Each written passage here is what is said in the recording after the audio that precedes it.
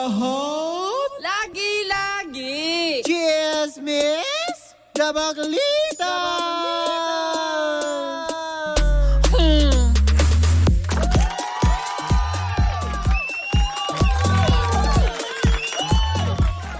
Same, pero iba. Uy, hindi same dahil wala akong kasama. Grabe naman, iniwan ako ng partner ko kasi naglalamierda ngayon sila ni Lindsay dyan sa lugar ni Ma'am Becca. Hello sa lahat-lahat ng mga nagdiriwang ng kanilang mga kaarawan all over Metro and Mega Manila. Magandang umaga po sa lahat ng ating mga tagapakinig sa labas ng Metro Manila na ngayon ay naghahanda na para sa kanilang mga pananghalian. Diba? Yun ang masarap gawin ngayon, maghanda ng pananghalian para sa mga Junakis.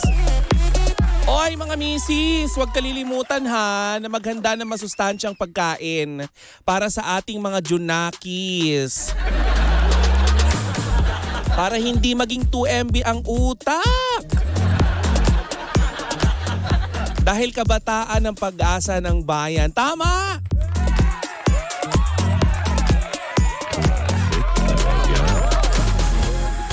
Diba? Ang daming hanas for today's video.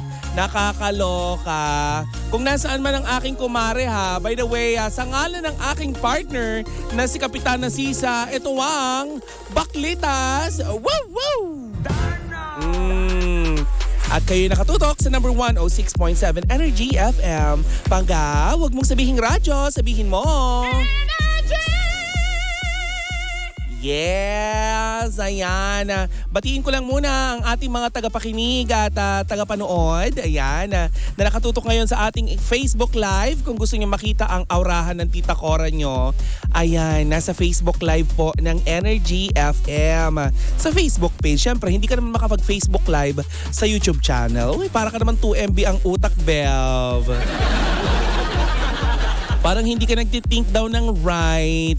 Doon ka daw sa malayo.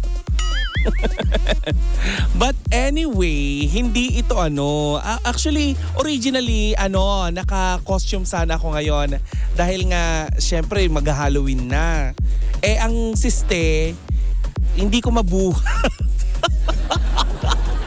At saka paano ako mag-uursula dito? Hindi ko napindot ang mga kailangang pindutin. Ay, bakit mo papalakpakan? O ito speaking of celebration, hindi nga napigilan nitong actress at host na si Ann Curtis ang magpahayag ng kanyang kalungkutan sa kabila ng pagdiriwang ng 14th anniversary ng It's Showtime. Kung matatandaan natin ay magdadalawang linggo na nga mula nung masuspinde ang It's Showtime pansamantala on air. Ayan, dahil na din sa mga kinaharap nitong mga violation. Ay, nakakalungkot. Pero ganun pa man ay nag-post nga itong actress sa TV host na si Ann Curtis sa kanyang Instagram ng mga video clips. Ayan, kung saan nagpapakita ng iba't ibang moments nila ng mga Showtime hosts at buong pagbati nito sa lahat ng mga madlang people ng happy 14th anniversary. Medyo nalulungkot nga lang daw ang actress sa TV host dahil hindi nito maisi-celebrate or hindi nila maisi-celebrate kasama ang mga loyal madlang people ang It's Showtime on air. Medyo nakakalungkot nga naman yun biruin mo sa kadahilan ng may mga pahiran ng icing ay napurnada ang kanilang pagsasaere ng 14th year anniversary special, di ba? Nakakaloka, lola mo, nabubulol ako.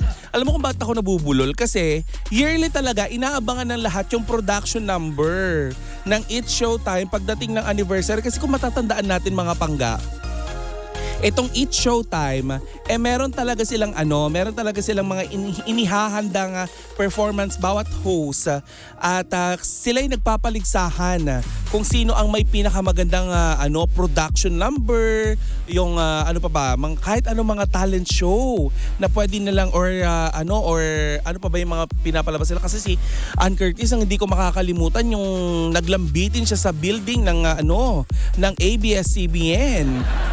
Nag-ala Spider-Woman ang lola mo, di ba?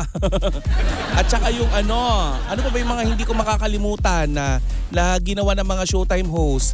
Yung ginawa ni Teddy Corpus, ni Karil at saka ni Jugs Sugueta na binaliktad nila. Oo, inawit nila ng pabaliktad yung It's Showtime official theme song, di ba? Gusto mo yung kumanta ka na inumpisahan mo sa dulo.